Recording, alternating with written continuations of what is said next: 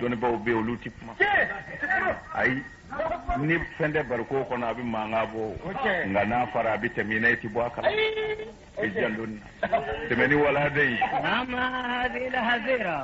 a ko aman كورنزا وهذا العبد أني جوين وهذان العسدان أني وربا فلين فيقتل بهما جميع من أتى إليه في هذه الهزيرة أكون جوين دي كمك أني وربا فلين لما ودلي مباير لا أتمنى مغو ني ni eyu soraya okuma no bi wara nu ju ela waraba nu bi mine wa yaqud ma kana ma'ahu okuma na volo fembe otiki bolosa ubi sorokota وما فعلته عن أمر ذلك تعويله ما لم تستطع عليه صبرا وأكمن يفهمني نما كردوا وكرفوليني وكرا نجتكو ينردلا سريما فامي أنك تعويل بي حكمة بي علم بي دوني بي حكمة بي mɔgɔ a bɛ jɛ ka fɛn kelen kalan i bɛ taa sɔrɔ kelen b'a faamu ka tɛmɛ kelen kan n'a y'a baara kɛ a bɛ k'i n'a fɔ nin ma s'a kalanyɔrɔ yɛrɛ la nin bɛ tila ka fasi wɛrɛw bɔ a la hali patɔrɔn min y'a kalan o t'o dɔn a la k'a sɔrɔ a ma taa kalanyɔrɔ wɛrɛ la a bɛɛ kalanna yɔrɔ kelen de o tuma na o ye hikima dɔ ye ko dɔn dɔnni o bɛ kumakan na a bɛ wale la a bɛ dɔnni siya caman na n b'o masala surumani dɔ d'i ma ka tɛmɛ ni waladen ye masakɛ dɔ tun bɛ yen a n'a ka premier ministre ala y'a kɛ premier ministre ye muso dɔ furu muso in ye muso ɲumanba ye n'i y'a ye ni limaniya ma sabati a bɛ maa muɲunen da don kuma na o muso ɲumanw bɛ yen o de la ala ko ko an kana fɛrɛ n'u ye ministre muso in a kun gɛn bɛ k'a kuma muso bɛɛ dan cɛ ɲɛna ministre y'a furu a b'i damu n'a ye u ka di ɲɔgɔn ye i k'a dɔn don dɔ la masakɛ porokotora ka ministre muso in ye a ma dan sɔrɔ a la n bɛ fɛ ka hikima dama de d'i ma ko dɔn bɛ kuma k'a la a bɛ fɛn bɛɛ la masakɛ kɛlen ka ministre muso in ye a diyara ye kojugu nka ale ma sɔrɔ cogo si a la k'a cɛ kɔni to dugu la masakɛ ye ministre in wele a ko n bɛn'i bila ka taa fɔ n ka dugu kɔrɔya fan fɛ ka kalo kelen baara d'i ma ye i bɛ taa nin koba ninnu ɲɛnabɔ ye ka sɔrɔ ka na ministre nana labɛnw kɛ k'a muso k'an bɛɛ da o tɛ nin kalama ni ka taa o baara in na ye wula fɛ masakɛ nana ministre muso fɛ yen ka n'a fo ministre muso ko anw ɲini bonya bɔ mini bi masakɛ anw ka so a ye fɛnzanw k'a y'a y'i sigi ayiwa kumaw falen-falenna ɲɔgɔn na muso in bɛna ni dumuni dɔw ye a bɛn'o sigi a bɛna ni dumuni wɛrɛw ye a bɛn'o sigi min ni min tɛ kelen ye masakɛ bi min fɔ ani muso in bɛ ka min jira olu tɛ kelen ye o kɔrɔ ye muso in y'a yɛrɛ tunu pewu ko in kɔnɔ masakɛ dun na kun ye min ye masakɛ bɛ ka k'o jira hali n'o tɛ se ka fɔ da yɛrɛ la yɔrɔnin kelen taamasiyɛnw bɛ ka k'o jira nka muso in ɲɛ bɛ k'a yɛrɛ kala lafili a ma ɲɛ sa fɔ masakɛ y'a kɛ wulibali yɛrɛ ye a ko na n kɔrɔya o kɛra min kɛ muso nana masakɛ kɔrɔ u ka masaya baagiw ala tɔgɔw b'a la a ka bɔ u bolo u tɛ sɔn ka da muso fɛ n'a ye o kɛra min kɛ masakɛ y'a ka baagi bɔ k'a don kungorodurula jukɔrɔ tari n'u tilala a n'a ta muso in dɔrɔn a bɛ masakɛ nɛgɛ-nɛgɛ a ko n b'a fɛ i ka dumuni ninnu kɛ fɔlɔ masakɛ ye dɔɔnin da dumuni ninnu na a ko ninnu bɛ ja ka kan o muso in ko a ma a ko dumuni siya kelen dun tɛ o a ko o kɔrɔ ye di a ko muso yɛrɛw bɛɛ tan de ni ye dɔ ye i b'a fɔ fo n ka dɔ wɛrɛ ye a ko nka n'i y'a da i nɛn na a ko a bɛɛ ja kan mɔgɔ ka n'i ka bonya tiɲɛ minisiri musola masakɛ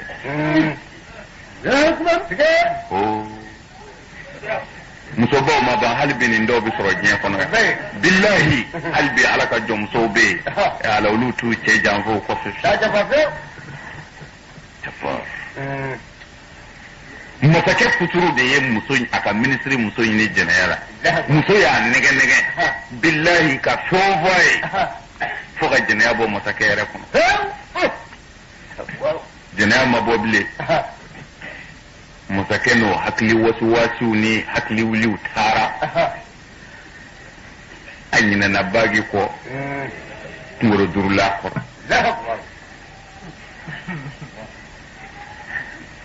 a taara minisiri nana muso ye minisiri kunbɛ da la u ye ɲɔgɔn embrasser muso in fana ma fɛn fɔ a cɛ ye sabu maaba t'o kɛ maaba t'o kɛ u ko lugumana kɛra nabi ɲuman ye nin de kama a n'a ma kɛ muso de tun bɛ ɲɔgɔn fɛ kungo kɔnɔ kalo 2 taama ma kɛ muso jarabira la a ko cɛ n b'i fɛ n b'a ɲini i fɛ i ni n ka se ɲɔgɔn ma cɛ ni musoya a ko ne tɛ jɛnɛya kɛ ala ye jɛnɛya haramu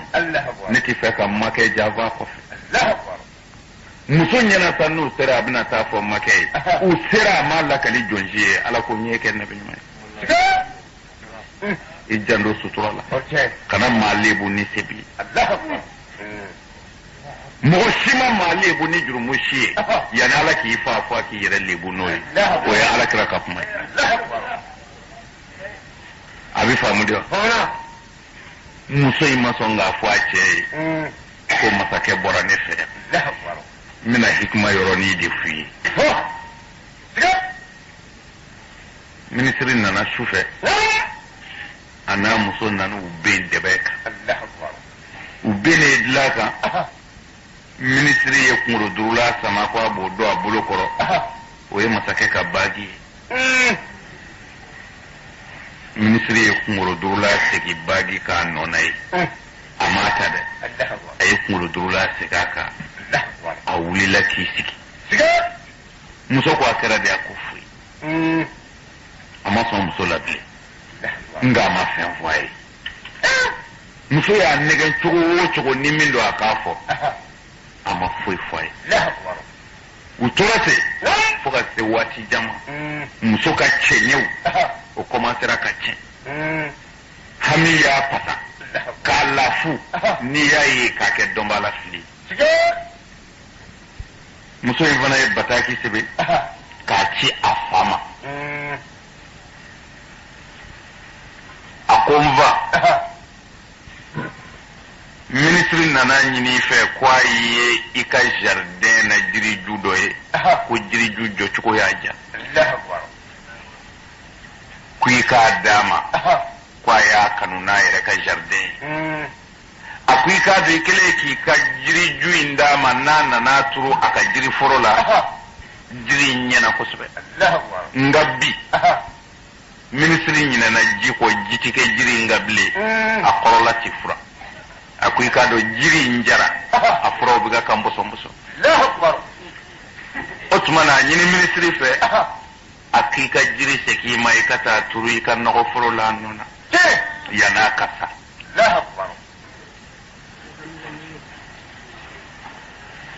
cɛkɔrɔba fana ye bataki sɛbɛn k'a ci masakɛ ma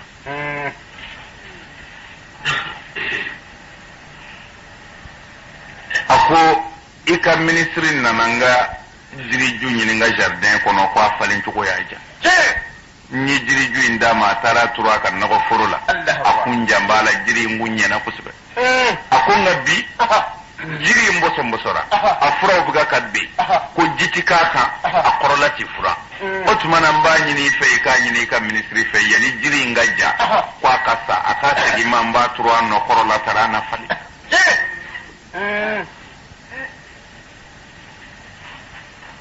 masakɛ ko nin tɛ baasi masakɛ ye mɔgɔ bila ka ministre wele ayiwa a ko i bɔra ye lettre ci ma ko i taara jiriju min b'o ka nɔgɔ foro la ka na turu i ka foro la ko i jan tɛ jiri in na bilen ji ti k'a kan ko jiri in bɛna sa f'a fɔra fɔlɔ na u bɛ ka bunubunu ko i ka jiri in segin u ma u ka taa turu u ka nɔgɔ foro la ministre ko masakɛ ma nin tɛ baasi ye o ne ye jiri in ye a diyara n ye n nana turu n ka nɔgɔ foro la n jankun b'a la n bɛ ji k'a kan n b'a kɔrɔ foro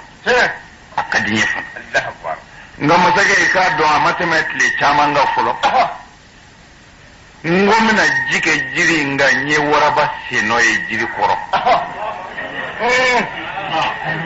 o kɛra min kɛ ne siranna waraba kana na minɛ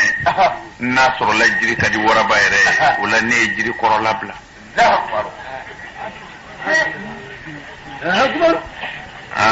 masakɛ ko ko tiɲɛ don waraba tɛmɛna jiri in kɔrɔ nka a ma mɔ dɔn a na wa a ye tɛmɛnko kelen de kɛ kana siran bilen waraba tɛ se jiri kɔrɔ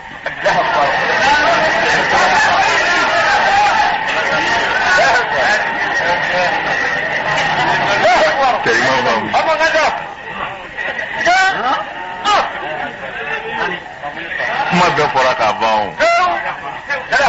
kuma bɛɛ fɔra k'a ban a bɛ fɔ nin de ma ko ilimul hikimati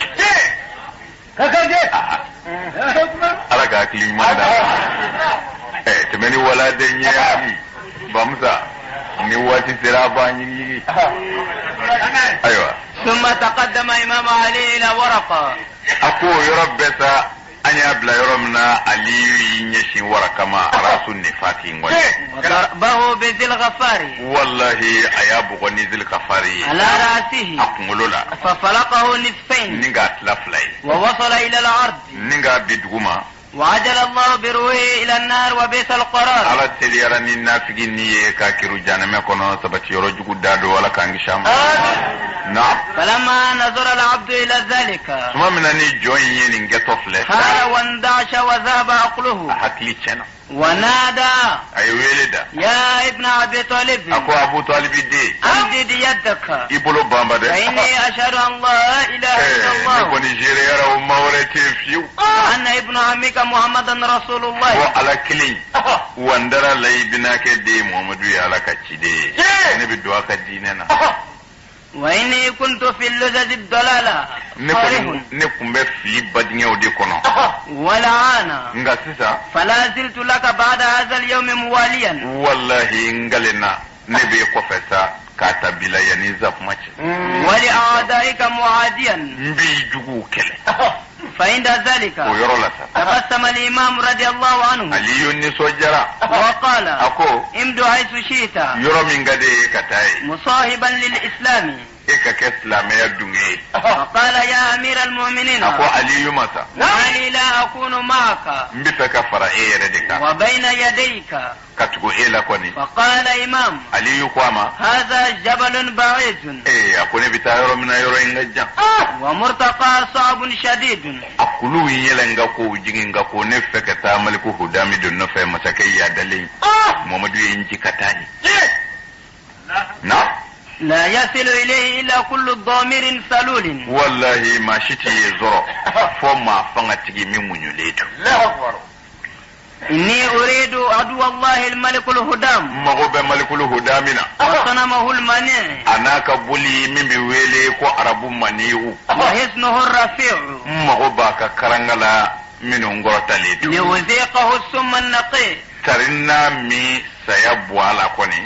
قال الراوي كتاب ولا في بايا فعندئذ قال الأسود أكو يرو لسا جوين غواما وقد تحول وجهه إلى الإسفرار أي أني شيني بغياليما لما أن سمع بذكر الهدام أكليك الهدام تغمى جاتكرا سوا بعدهم فقال يا أمير المؤمنين أكو مؤمنو كندقي لا تعرض تعرض نفسك للهلاك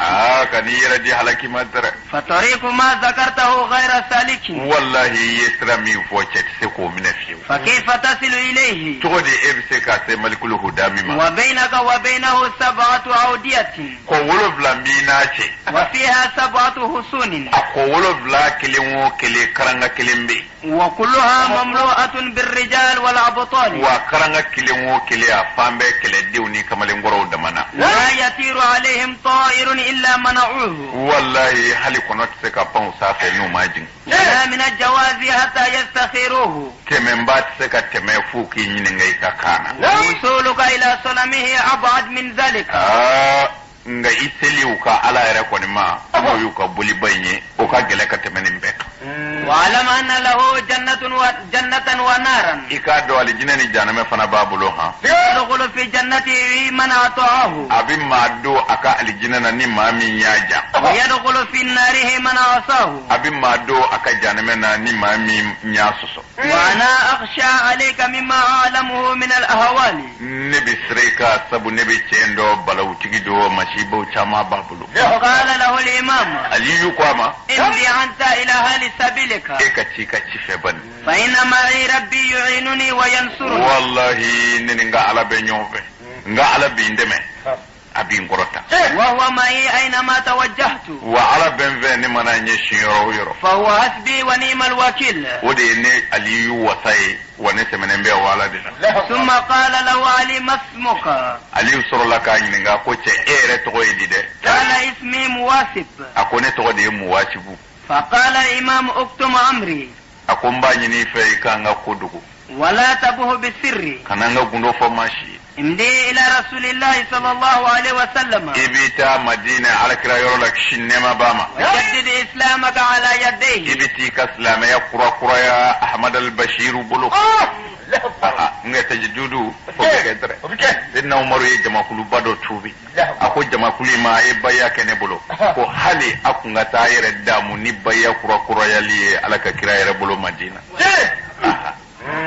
tarima faamu u k'u sɔnna. u ni faruku nana u nana u ka baya kurakuraya ahmad al-bashiru. naam. فقال مواسب ko يا سيدي هذا الذي أدمرت عليه. a ko ne yɛrɛ kun y'o de miiri o. فعند ذلك وضع إمام. o yɔrɔ la sidina ali ye k'an bɛ da kɛ. ثم سافر نحو المدينة قاصدا إلى رسول الله. o kɛra min kɛ cɛ ɲi ɲɛsin ka na madinɛ. وسار إمام علي إلى بلاد الهدام. o kɛra min kɛ sidina ali ɲɛsin ka taa malikulu hudamu ka dugu la. فتاول النهار وأقبل الليل. fo tile taara ban o don taama na fo su nana ko. فبعد غروب الشمس صلى المغرب والعشاء. a ko tile binnen kɔ sa. sidina ali ye fitiri seli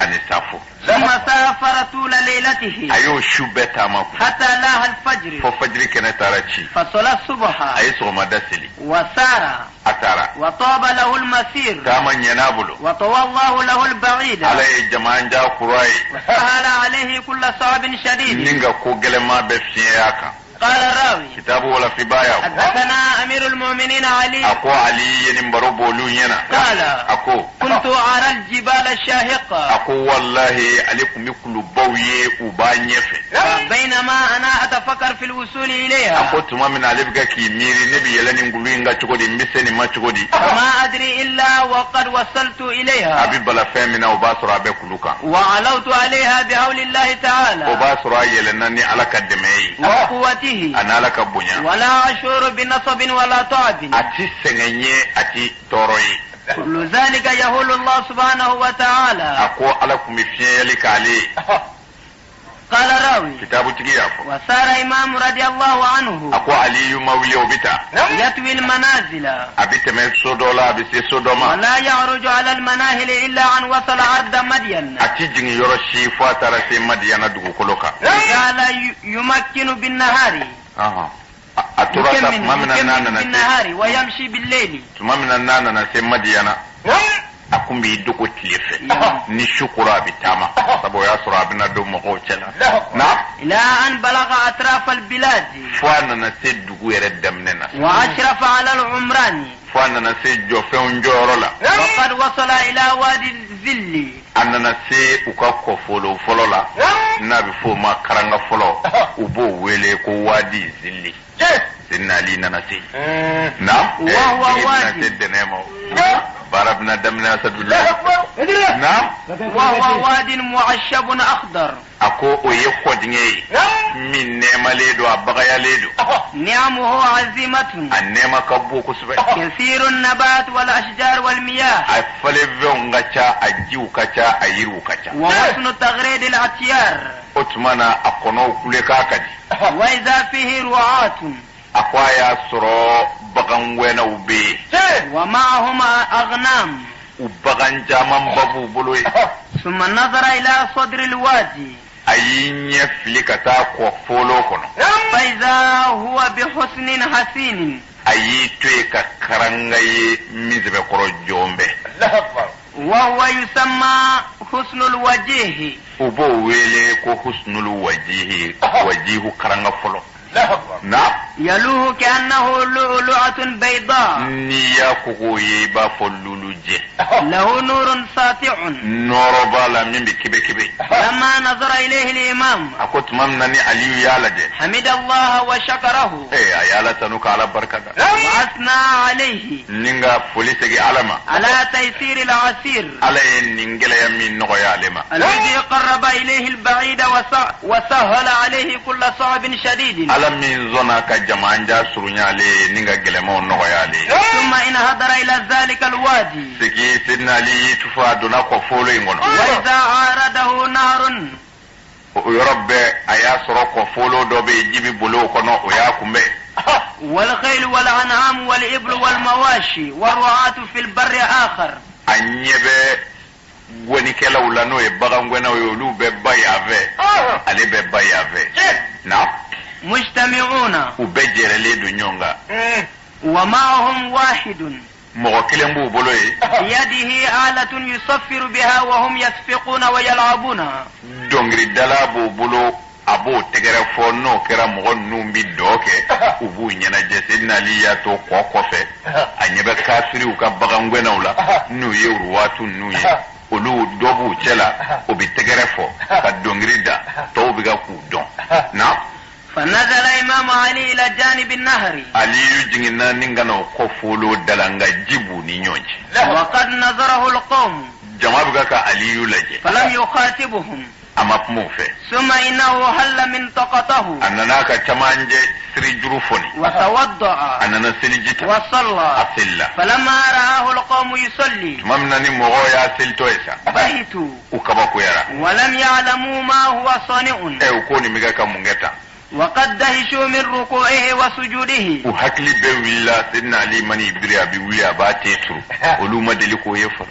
فقطعوا ما كانوا فيه من لهوهم ولعبهم ukumba dongri dani tulonge mina wiyo dabla folo kana ni venguro ilaje وقال بعضهم لبعض do ko nyoma كأن هذا من بعد كهنة العرب iba fo larabuka koloni villa do eniha وقال بعضهم do ko إنما هو ساهر ay abi soro koroti tiki do de وقال بعضهم do yere ko إنما به جنة amma ngene nyangma وقد أكثر القول في إمام علي machara bebga ki tafoi dama fa aliyuka وهو مشغول بما هو فيه ngali shugula me na ka sili فلما فرغ من صلاته mamna na salamu bla مال متكئا إلى جحفته o yorbe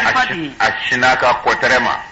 فقال له بعض القوم jama kuli ndo kwama من أين أنت أيها الرجل e bora mini chew فقال لهم akuma من التين من همي مسنون akone bora bogode la koy خلقني وقدرني الذي يقول لشيء كن فيكن ako masa de ne dani ngandara kenyata ni masa mingo fema ko kenabike فقال لهم الراعي bagangena kuma ألم أقول لكم أنه مجنون ne ma fo ngo ma kenetewa قذفته الجنة إلى هذا المكان fade ya se ni nyoro inaya فترك الراعي قول أصحابه فترك الراعي قول أصحابه وقال يا هذا من أين أقبلت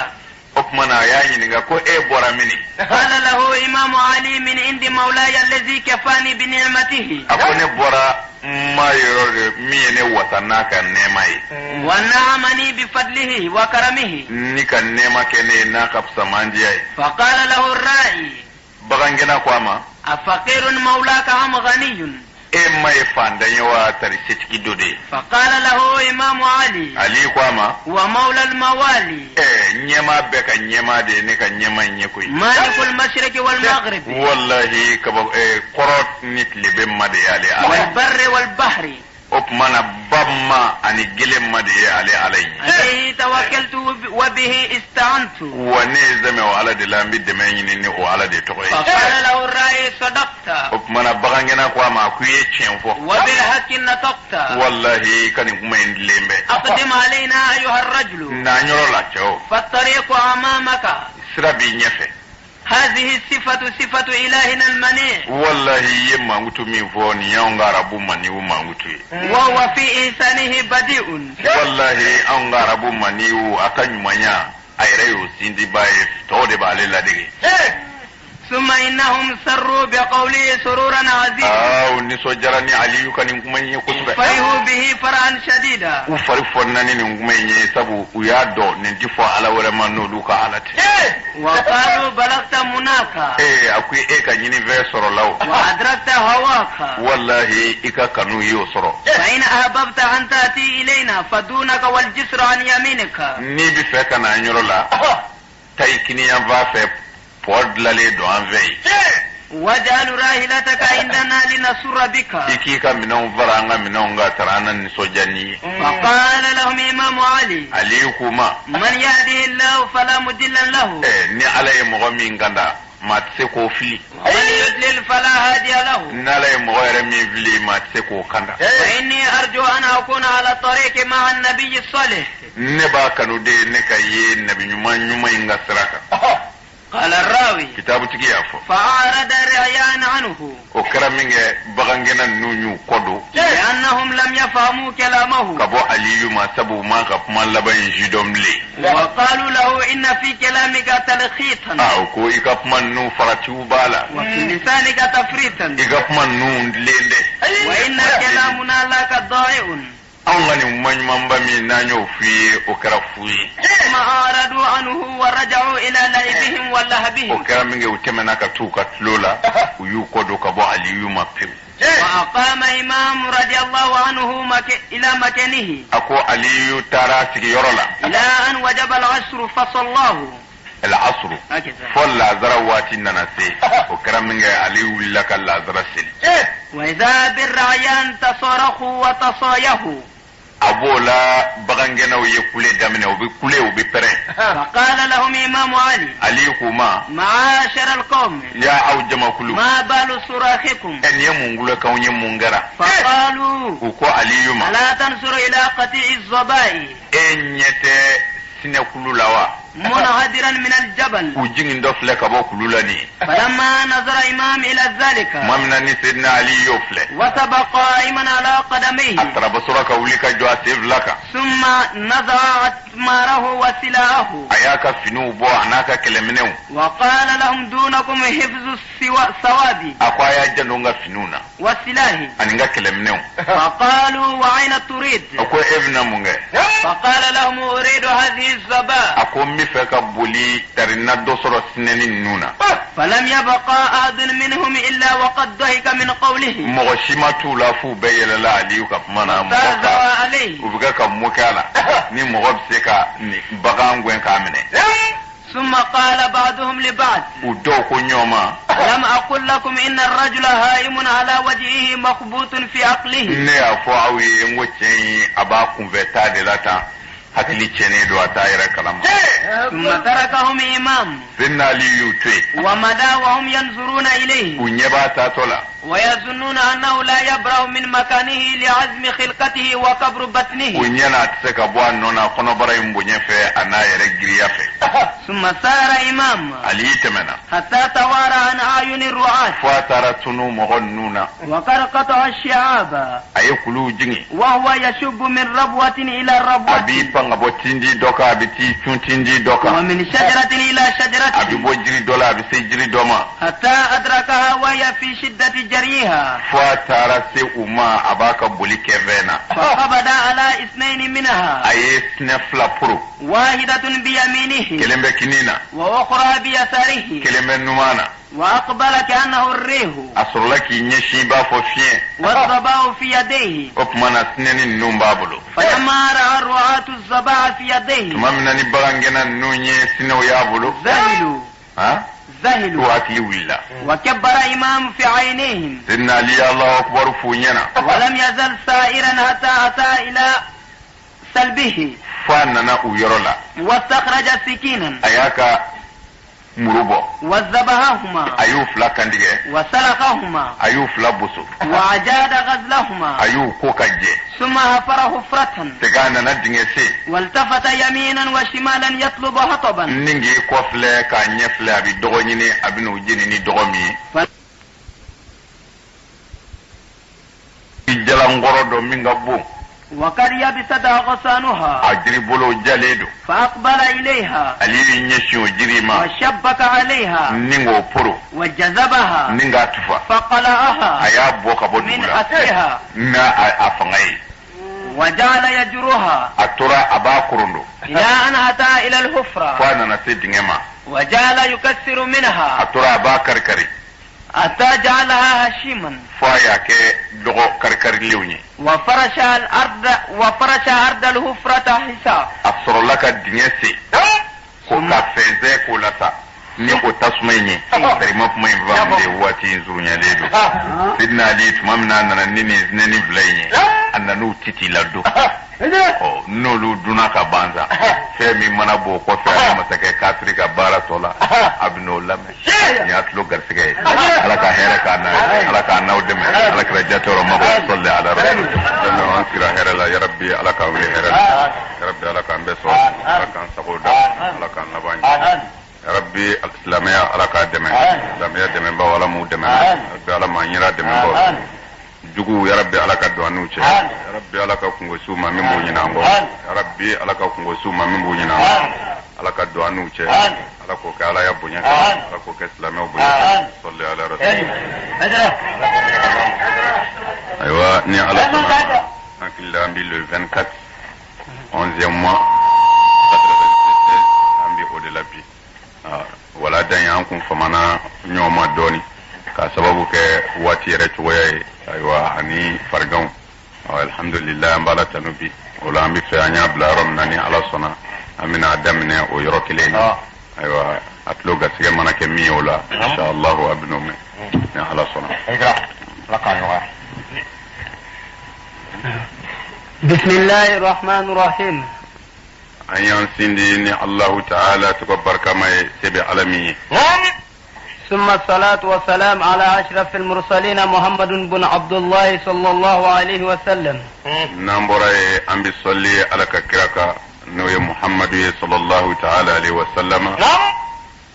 كرامي كراورتشي على قبلي كرامي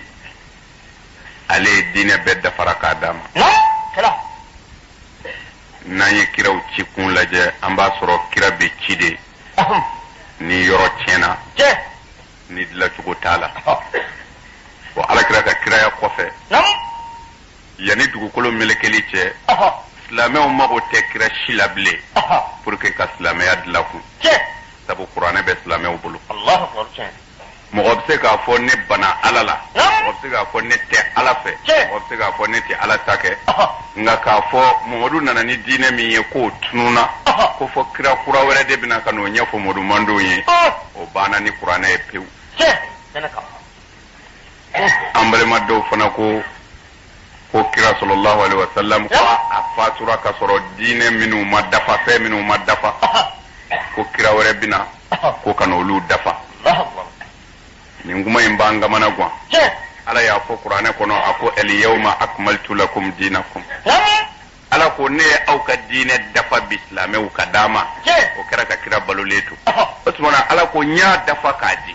mɛ a fɔra ko kira sara ka sɔrɔ yɔrɔ dɔw ma dafa ko fɔ kira wɛrɛ ka na o dafa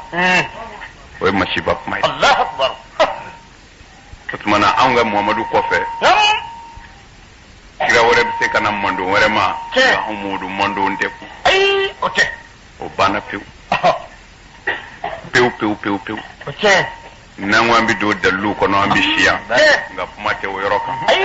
ndeme ndo de yeni mpurutite ka jima iko yorofam ni nyafuye ne o de fuye woso tere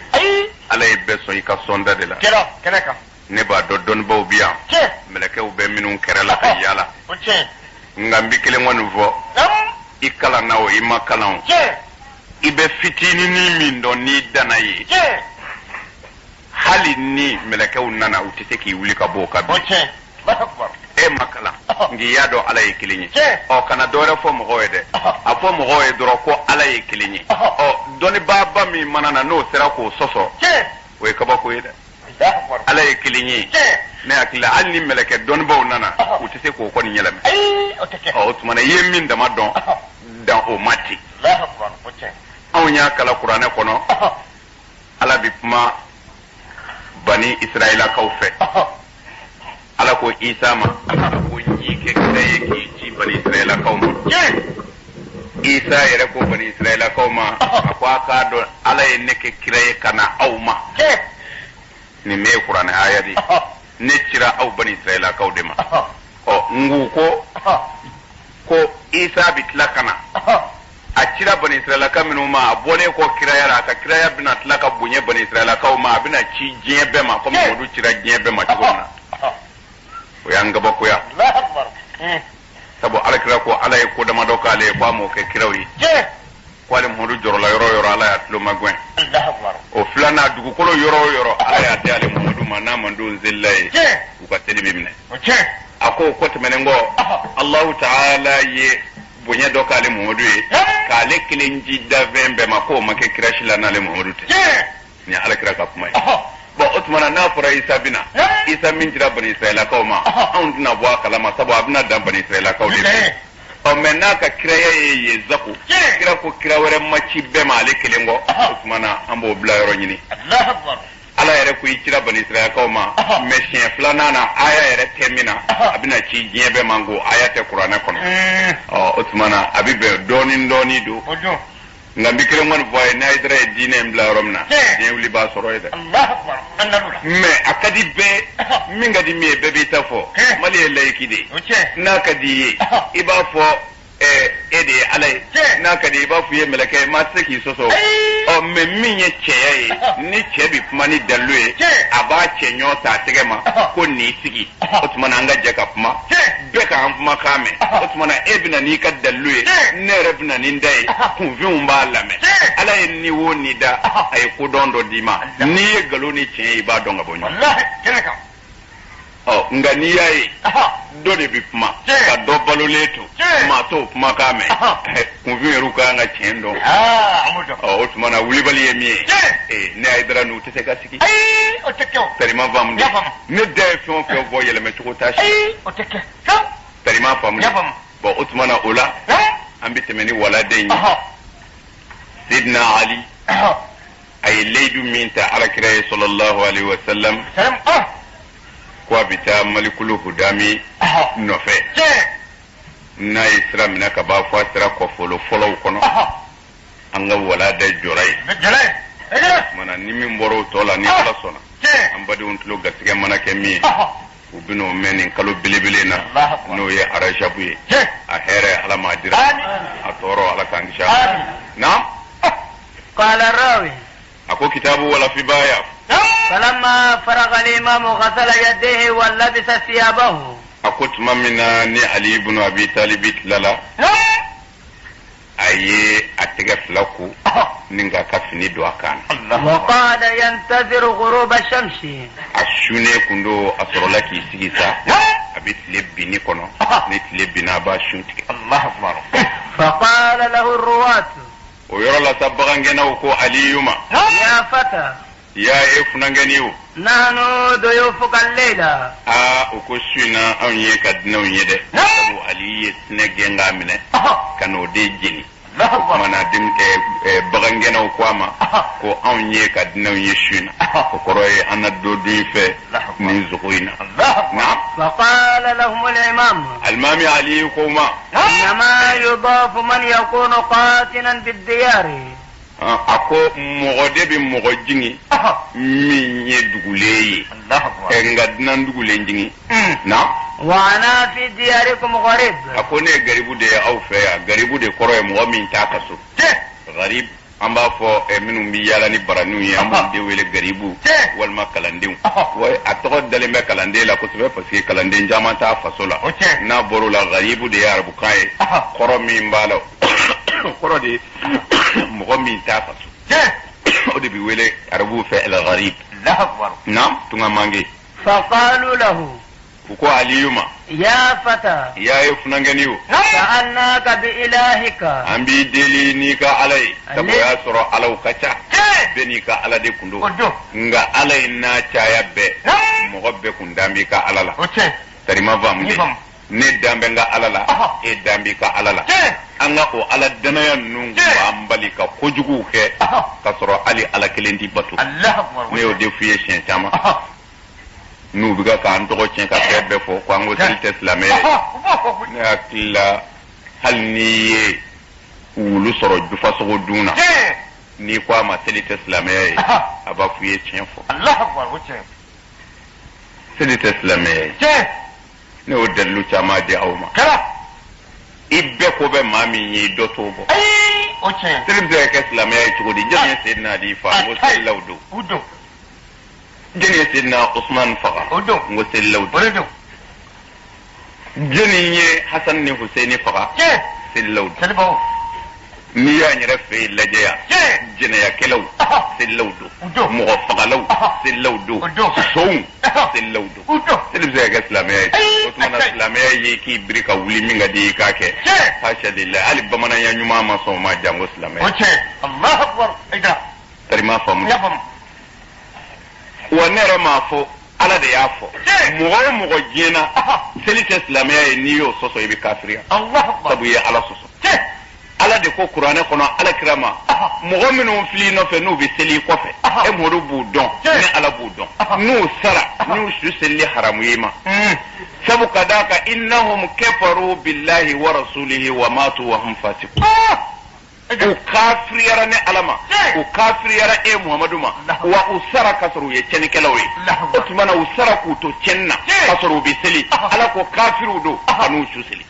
sura tauba adra de ofo ay imafo ala ko minun te noro ko le fle e mun no fe ka misri kono a seli ko kele be misri to seli ko wa kele de barajima me ala ko nu sara kanu chuseli o kafiri ne ala ko te ko sabu chen kelawo Allahu akbar nango silta islamiyya ala da yafo ni mami yo soso ya ala soso kafiriya tarima fam ni bebo do hali mami hali kuzun ya do billahi ko silta islamiyya ama fo mo kana seliwo me ango ni bi seli ke islamiyya ka seli ado seli nana ala batoli de kama isona ki te noroko bogola ala minye ki bo batu ki tumere mene ki shuli ala minye ki bo batu ki te da dugula ala minye ki bo batu ka bunyayira e kele ko ka salamu bla e tse ka ye wal muso disida fiya sabo ala kele be usmano qora ye seli ke ala minye e mo to ala la ko dogole nyewa amin silla dama min bi balo wal na balo yuruku lela hake bala silla dama min bi balo fadon jolla hake bala hasidi dama min bi seli hake bala mo min ci fe ma wala takanya abada le rako o dama min bi seli hake bala otmana islami obse ka wele ko nafigu wa islami obse ka wele hasidu wa islami obse ka wele jina kelawa islami obse ka wele mafala wa otmana seli islami Allahu akbar ko dogolenteo o dunde mais ndife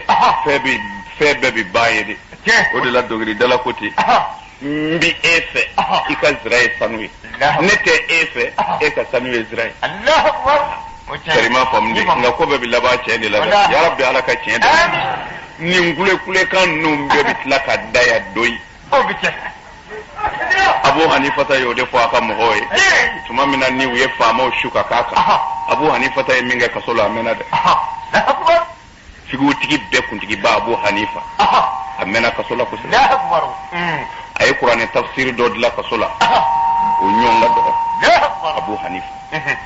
me do mena ka kalande undala fle nu ko ubi keleke tara na bo aku ma ku ga sabal ako aka kalande doma ako amma ko be jigoni na ka jikala ni nay Allahu akbar we jiwli wu kana nay we jisi ako kalande ma ko e bolo se ga don nawa ko yi bolo do ala o yabo o ko ngara mo ko aka kala ako aku sigi don wati sele akwai kalaje kalande yi bolo do ala bolo mena na mabo akwa be cigo de akwa sumana ko e ja ku yayi wa ko goniya ta ladai hero fen lada temmi na e lada kurata ni korotoro mai ngani muyo abise ka ladala ko goniya ta ji ladai Allahu akbar okega kuma famde goniya ta ji ladai na goniya re ba to so ne abisuma Allahu akbar nimbe bitla ka sumaya nga ka kala tumamna na ko ti ko ala bi segede nga na muyuna bolo min be ala bulati bide abi segede billahi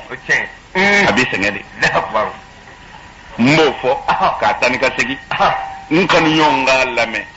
sabu bidamate shinimbi se alni aidara ta cela domina abado akabara ubike chukumna aka do islamaya nyema shite min balola dugu kolo ka herela abesara nyegwani nyanna ma yi da itajiu na damu kono abe kafirla masara olu de dine trois kunka ka ke sekoyi abolu de bulu me ala ka tientigu olu bi nyande fo la haramate sulada Allahu akbar ko kereka tarima bam me ambal ma fe min famu o e kaso boye ko an karsa do kasula ko mu yo ci blaka jien bella ba ku ya dara da o fala me ne ma do min be datu lila ay dara datu le do adele le do ay dara min woni fo o bi boli dugu ko le nga sa fo jien ka o be boni ala kira datu sallallahu alaihi wasallam muhammad ibn abdullah ko sayyidur rusul khatimul anbiya ma fam kira min ga kusala ka dave be alal itlaq kira yo de fo domina na nasro sahaba biga ka kira wara mangutu do ko isa beta e chani manyine barambe doni ma fam domina kira na nasro sahaba biga ka kira mangutu doko ko isa kabu ko dara fatafe doko ko musa koni ko yere nyondew ko musa mi mala fe doko yunusudu we kira mangutu ko mangutu lakele kira ko hasidi tike kira galon digala tike kira ay o tike abadan wallahi hali ala tiso galon digala ka woliwi billahi o tike ala nye wa galon digala era tike islamé fiu mitla ka be wuli ba fo kira ko apa ko isa ma ko wallahi isa ka buye autado isa betande ya betade ayemi bo musa ma musa ka buye musa betande ya beta uyemi bo kira ma bunyana kira ye bunye wore fo kira ula nunungu nde mindo kasoro ka fu ye labana sa ako amani muhammadu sa ala ma fu ida ka dalla mani mudu bunye mi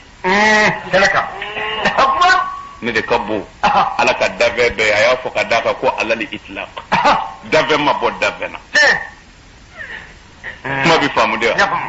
mais sellaw ban ve ni yeni haji say ngalawiye ko ko tulo datude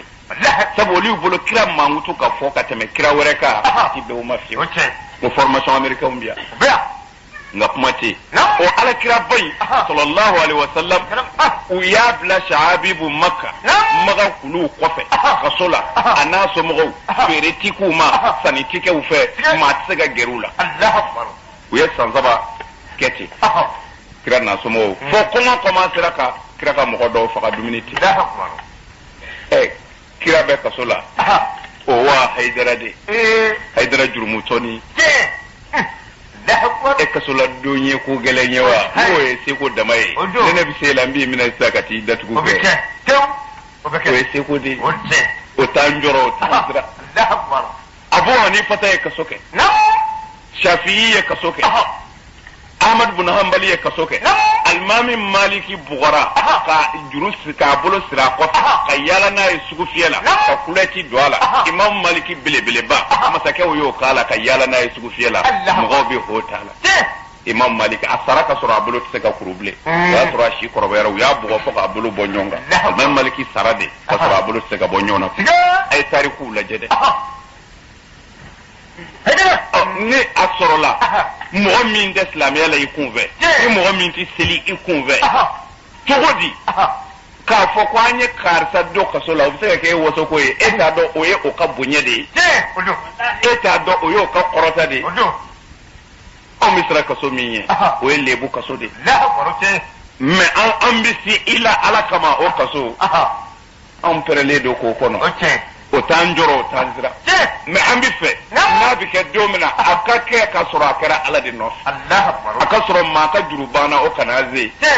a ka sɔrɔ an ma sonyɛni kɛ a ka sɔrɔ an da tɛ foyi la min ni silamɛya tɛ ɲɔgɔn ta mais n'a kɛra ala de nɔfɛ bilahi o man jɔrɔ belebeleba bɛɛ kɛra ten tɔri m'a faamu ne b'o ɲini kanuɲɔgɔn fɛ min bɛ sini ala de b'o dɔn n'o kɛra a bɛ tɛgɛrɛ fɔ a b'a fɔ alhamdulilayi a sigira ni nin ye n'o yɛrɛ ma kɛ a bɛ ala fana fo k'a fɔ ala ye ni ce nka n kun t'a dɔn i bɛ nin k'an ye a diyara n ye o fila de don ni a y'a mɛn ne bɛ kaso la ala nɔfɛ a bɛ ala fo ko an kun sigira ni nin ye n'a ma kɛ yɛrɛ ni zara yan n'o yɛrɛ cɛ a bɛ ala fo k'a ye fɛn k'a ye tiɲɛ na min kun t'a kɔnɔ tarima faamu de o tuma na ne m'a ye silamɛ yɛrɛ bi waso ni o ye k'o tɔgɔ ye silamɛya bilen bilahi o ye nkalon ye sabu alakira ko mɔgɔ si tɛ kɛ silamɛ ye f'i ka fɛn kanu n'i balima ye i bɛ min kanu n'i yɛrɛ ye hatta yuhibba li akhihi ma yuhibbu li nafsihi f'i ka fɛn kanu n'i balima ye i bɛ hɛrɛ min kanu n'i yɛrɛ ye mais ni e ka silamɛya kɛra e bɛ fɛ de i balima ka halaki ye o de ka di e ye f'i bɛ nkalon yɛrɛ tigɛ tuma na an b'a ɲini ala fɛ ŋaniya juguw ya rabbi ala k'u ŋaniya ŋaniya juguw ya rabbi ala k'u ŋaniya ala ko kan ye kira bonya salli ala rasul ngani wala denye ni to kan nenzo ka faranga ndi jenya ko sebe karima bamde nam ilaika alladhi ta'buduhu illa ma araftana bismika wala nam kafirin nun zoro laki nyori ka gere sidna ali law yafu ko ma nange amba nyini fe ika ala yere bonya kama ibi ala min batu e bi fej men bato i tɔgɔ yɛrɛ ye di fɔ alladhi tu'raf bihi i bi dɔn ni tɔgɔ min ye an bɛ fɛ k'i tɔgɔ dɔn fɔlɔ li'annana ra'ayna minka ma lam narahu min ahadin ghayraka sabu an ye ko ye e aliyu fɛ sisan an ma min ɲɔgɔnna ye e ɲɔgɔnna wɛrɛ fɛ ni e tɛ donc ala y'o bonya kɛ sedina ali ye o de ma ku selilaw fɛ abada lezi u ko f'u k'a bɔ yen de wa ala sɔnna fana u y'a bɔ yen mais u ye ali de faga mais aliyu balola de sabu ka d'a kan fo ka taa diɲɛ wuli aliyu tɔgɔ bɛ kira dɛmɛni na aliyu tɔgɔ bɛ silamɛya kɔrɔtali la wa fo ka diɲɛ wuli o tɛ bɔ yen bilen naam faqala lahum al-imam o yɔrɔ la sidina aliyu ko ma n'o ye asadullahi al-ghalibi mi zayd a ko ne tɔgɔ ye zayidu wa kanat ummuhu sammatuhu zaydan sidina ali tɔgɔ asili ye zayidu de ye sidina ali arabu fɛ ba de bɛ den tɔgɔ da ni den wolola fa bɛ ba ɲininka ko nin tɔgɔ ye de ni ba ye tɔgɔ min fɔ o de bɛ taa sidina ali ba ye sidina ali tɔgɔ da ko zayid karima faamu kira de ye aliyu da la ko mɔgɔ kɔrɔtalen na فقالوا له يا فتى وقام يا فلانغنيو لقد أوتي من الشجاعة والبراعة ما لم يؤتيه أحدا غيرك أو يتماجي إلى cɛfarinya ni kodɔn ni kofamu na ɲɔna ye maana kodɔn ni kofamu o de bi fara fɛn bɛɛ ka barika don a la ko o ko ni faamu y'a jɛ hali n'a ka bɔ a bi dɔgɔya kana siga o la dɛ faamu ka gɛlɛ dɛ na وبقي القوم يتحدثون بحديثه وكرمنا ساكاف مغنون ترى بغنغنا نون ترى وذكا سيدنا علي كان مسألة دمادي فو وما ظهر لهم من قوته وشجاعته أنو يتشفرنيا مينيالا أنو يفنغ مينيالا أنو يحما مينيالا وذكا كو بروبو قال الراوي كتابه ولا في بايا فو فبينما هم كذلك أكوت مامنا بغنجنا وبأوتروينا إذ وقعت صيحة عظيمة ويربى كل كام بدون نبو صرخة مزعجة كل كام مي مغجاتك من الوادي وبركة كوفولو كنو وتتابع السياح والصراخ كل كان نون تكورانيونا فجعلت الرواة تسرد أغنامها وكرا مينغ بغنجنا وتورا بيبي جريكي كبغا جينغ كيبنا فرانيونغا indi sina ali tira masake kafiri yere mima ni nyasile ye o kapo dinya follow de la na وأسرع بعضهم إلى أهل الحسن o kera mina doyu telia kana karanga follow la يستنجدونهم ubita de menyine karanga mo fe وهذا والإمام ينظر إليهم ubeni mbela ali ibn abi talib sigiledo abiga kabagangwena nuvle